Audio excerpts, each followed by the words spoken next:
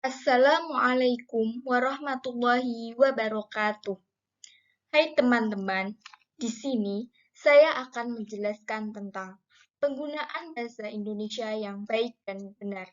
Sebelumnya, perkenalkan, saya Goziro Rifda Robi, NIM 2003046022. Saya dari kelas PBI 2A UIN Wali Songo, Semarang. Langsung saja ke materinya. Bahasa yang baik. Bahasa yang baik adalah bahasa yang sesuai dengan situasi. Sebagai alat komunikasi, bahasa harus efektif menyampaikan maksud kepada lawan bicara. Karena laras bahasa yang dipilih pun harus sesuai. Ada 5 laras bahasa yang dapat digunakan sesuai situasi, yaitu 1. Ragam beku atau frozen, digunakan pada situasi hikmat dan sangat sedikit memungkinkan keleluasaan seperti pada kitab suci, putusan pengadilan, dan upacara pernikahan. 2. Ragam resmi atau formal, digunakan dalam komunikasi resmi seperti pada pidato, rapat resmi, dan jurnal ilmiah. 3.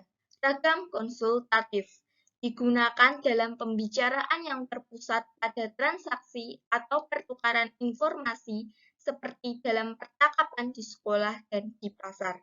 4.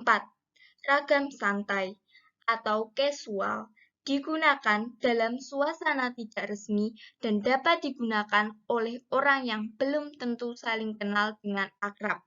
5. Ragam akrab atau intimates, digunakan di antara orang yang memiliki hubungan yang sangat akrab dan intim. Kriteria penggunaan bahasa yang baik. Kriteria penggunaan bahasa yang baik adalah ketepatan memilih ragam bahasa yang sesuai dengan kebutuhan komunikasi. Pemilihan itu berkaitan dengan topik yang dibicarakan, tujuan pembicaraan, orang yang diajak berbicara kalau lisan, atau pembaca jika tulis, dan tempat pembicaraan. Selain itu, bahasa yang baik itu bernalar, dalam arti bahwa bahasa yang kita gunakan logis dan sesuai dengan tata nilai masyarakat kita. Bahasa yang benar. Bahasa yang benar adalah bahasa yang sesuai dengan kaidah bahasa baku, baik kaidah untuk bahasa baku tertulis maupun bahasa baku lisan. Ciri-ciri ragam bahasa baku adalah sebagai berikut. 1. Penggunaan kaidah tata bahasa normatif. Misalnya, dengan penerapan pola kalimat yang baku. Acara itu sedang kami ikuti, dan bukan acara itu kami sedang ikuti. Penggunaan kata-kata baku, misalnya cantik sekali dan bukan cantik banget, uang dan bukan duit, serta tidak mudah dan bukan nggak gampang. 2. Penggunaan ejaan resmi dalam ragam tulis. Ejaan yang kini berlaku dalam bahasa Indonesia adalah ejaan yang disempurnakan atau EYD. 3.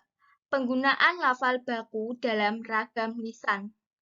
Meskipun hingga saat ini belum ada lafal baku yang sudah ditetapkan, secara umum dapat dikatakan bahwa lafal baku adalah lafal yang bebas dari ciri-ciri lafal dialek setempat atau bahasa daerah. Misalnya, atap dan bukan atap, habis dan bukan abis, serta kalau dan bukan kalau. 4. Penggunaan kalimat secara efektif. Bahasa baku sebenarnya mengharuskan komunikasi efektif, yaitu pesan pembicara atau penulis harus diterima oleh pendengar atau pembaca sama sesuai dengan maksud aslinya.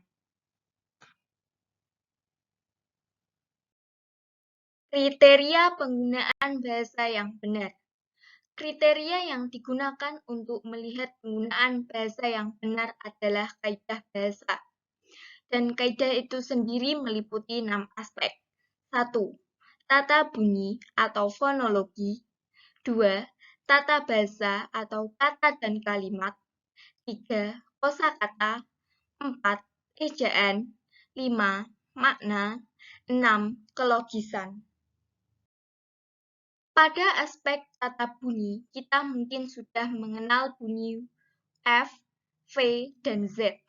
Contoh kata-kata yang benar adalah fajar, fakir, motif, aktif, variabel, vitamin, devaluasi, zakat, zebra, dan izin. Bukan fajar, fakir, motif, aktif, variabel, vitamin, devaluasi, zakat, zebra, dan izin. Pada aspek pelafalan termasuk juga aspek tata bunyi. Contoh pelafalan yang benar adalah kompleks, transmigrasi, ekspor, bukan kompleks, transmigrasi, dan ekspor. Dalam segi kalimat dalam kalimat mandiri, pada kalimat mandiri harus mempunyai subjek, predikat, dan objek atau keterangan. Contoh kalimat. Pada tabel di atas memperlihatkan bahwa wanita lebih banyak daripada pria.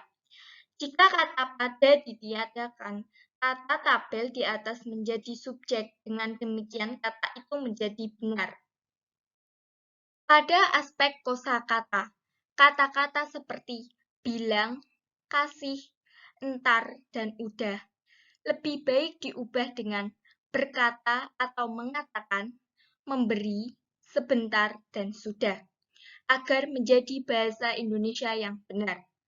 Dalam segi ejaan, penulisan yang benar adalah analisis, hakikat, objek, jadwal, dan kualitas. Dalam segi makna, penggunaan bahasa yang benar berkaitan dengan ketepatan menggunakan kata yang sesuai dengan makna. Seperti dalam bahasa ilmu, tidak tepat jika digunakan kata yang bermakna konotatif atau kiasan. Tujuan penggunaan bahasa sebagai alat komunikasi.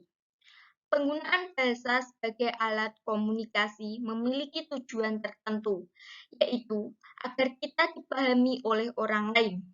Jadi, dalam hal ini, respon pendengar atau lawan komunikan yang menjadi perhatian utama kita. 1. Bahasa sebagai alat komunikasi. Bahasa merupakan alat untuk merumuskan maksud kita. 2. Dengan komunikasi, kita dapat menyampaikan semua yang kita rasakan, pikirkan, dan ketahui kepada orang lain. 3.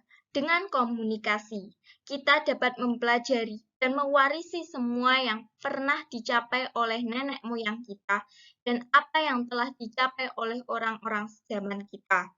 4. Bahasa adalah alat untuk berkomunikasi melalui lisan atau bahasa primer dan tulisan atau bahasa sekunder.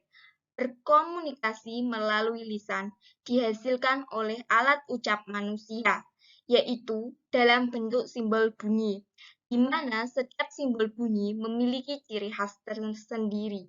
Suatu simbol bisa terdengar sama di telinga kita, tapi memiliki makna yang sangat jauh berbeda.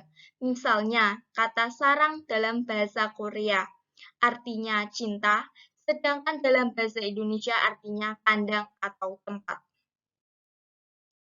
Kalimat komunikasi yang baik harus memenuhi persyaratan sebagai berikut. 1. Tidak menyimpang dari kaidah bahasa. 2. Logis atau dapat diterima nalar. 3. Jelas dan dapat menyampaikan maksud atau pesan dengan tepat. Kalimat yang tidak menyimpang dari kaidah bahasa maksudnya adalah kalimat yang cermat baik dari segi pemilihan kata dan bentukan kata maupun susunan kalimatnya memenuhi aturan yang benar. Sebaliknya, kalimat yang menyimpang dari kaidah bahasa, susunan kalimatnya tidak sesuai dengan aturan yang benar. Contoh, pada jadwal di atas menunjukkan kereta eksekutif Argo Bromo berangkat pada pukul 15.00 dari Gambir. Kalimat di atas meskipun dapat dipahami, tapi terasa janggal didengar. Pada kalimat terasa ada yang kurang secara peraturan. Jabatan subjeknya tidak ada karena penggunaan kata pada. Jika kata pada dihilangkan, akan terasa lebih tepat. Perbaikan kalimat di atas ialah jadwal di atas menunjukkan kereta api eksekutif Argo Bromo berangkat pada pukul 15.00 dari Gambir. Kalimat juga harus logis atau dapat dinalar oleh akal, meskipun secara gramatikal sesuai dengan kaidah. Namun, jika tidak logis, kalimat tersebut tidak akan dapat dipahami dengan baik bila disampaikan kepada orang lain. Contoh, ini adalah daerah bebas parkir. Pengertian bebas parkir harusnya sama dengan bebas narkoba, bebas becak, dan bebas bea, yang artinya daerah tersebut tidak ada lagi narkoba, becak, atau pungutan. Tapi, arti bebas parkir adalah boleh parkir tanpa bayar. Perbaikan kalimat di atas yaitu, ini adalah daerah boleh parkir bebas atau parkir gratis. Sekian penjelasan dari saya. Terima kasih atas perhatiannya. Semoga dapat dipahami dan bermanfaat. Wassalamualaikum warahmatullahi wabarakatuh.